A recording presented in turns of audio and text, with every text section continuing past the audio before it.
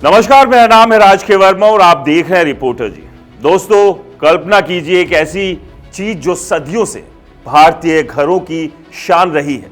शादियों में चमकती ज्वेलरी, मंदिरों में चढ़ावा और मुश्किल वक्त में सबसे बड़ा सहारा। जी हां, मैं बात कर रहा हूं सोने की। गोल्ड में हर घर में सोना सिर्फ जेवर नहीं बल्कि भावनाओं का हिस्सा है, सुरक्षा का कवच है। लेकिन अब वक्त बदल रहा है। 2025 में सोने की कीमतें आसमान छू रही है। साल भर में 50% से ज्यादा उछाल, ग्लोबल प्राइस $4000 प्रति ऑन्स के पार।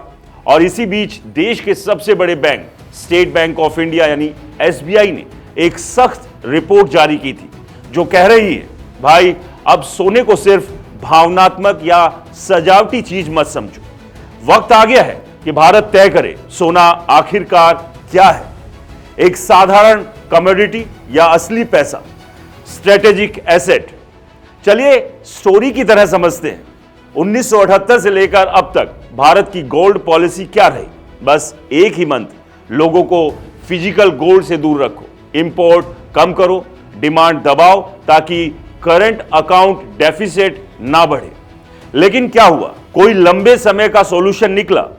क्योंकि आज भी भारत दुनिया का दूसरा सबसे बड़ा गोल्ड कंज्यूमर है। 2024 में 802.8 टन गोल्ड की डिमांड, जो ग्लोबल डिमांड का 26% है, और इंपोर्ट 86% गोल्ड बाहर से आता है। अप्रैल सितंबर 2025 में वैल्यू $26.5 बिलियन। घरों में तो करीब 25,000 टन सोना पड़ा है। ये अमेरिका, जर्मनी, चीन सबकी सेंट्रल बैंक रिजर्व से ज्यादा है। अब SBI की रिपोर्ट कहती है, ये पुरानी सोच बदलो। सोने को सिर्फ इमोशनल वैल्यू या ज्वेलरी मत मानो, इसे स्ट्रैटेजिक रिजर्व बनाओ, जैसे चीन ने किया। देखिए चीन का कमाल, उनका सेंट्रल बैंक PBOC के पास 2300 टन से ज्यादा गोल्ड रिजर्व्स और लगातार खरीदारी जारी। 2025 में भी हर महीने एडिशन। चीन में कमर्शियल बैंक गोल्ड की पूरी सप्लाई चेन में इन्वॉल्व है, प्रोडक्शन से ट्रेडिंग तक।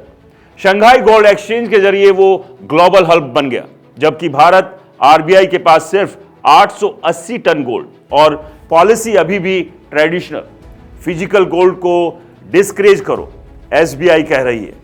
अब कॉम्प्रिहेंसिव पॉलिसी बनाओ, गोल्ड ट्रेडिंग, स्टोरेज, वैल्यूएशन और इंटरनेशनल यूज पर क्लियर गाइडलाइंस। सोने को मोनेटाइज करो ताकि ये डेट एसेट ना रहे बल्कि इकोनॉमी में प्रोडक्टिव यूज हो। दोस्तों, सोने की ये रैली कोई संयोग नहीं, जियोपॉलिटिक टेंशन, गोल्ड की कमजोरी, इन्फ्लेशन का डर। गोल्ड ETF में इनफ्लो रिकॉर्ड तोड़ रहे हैं। AUM सितंबर 2025 तक 901 बिलियन रुपए।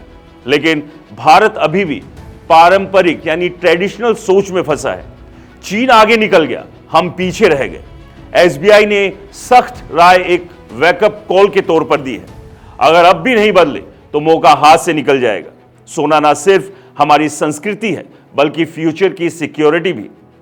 तो सरकार को सुनना चाहिए, नई गोल्ड पॉलिसी लानी चाहिए। क्या कहते हो आप? कमेंट्स में बताइए।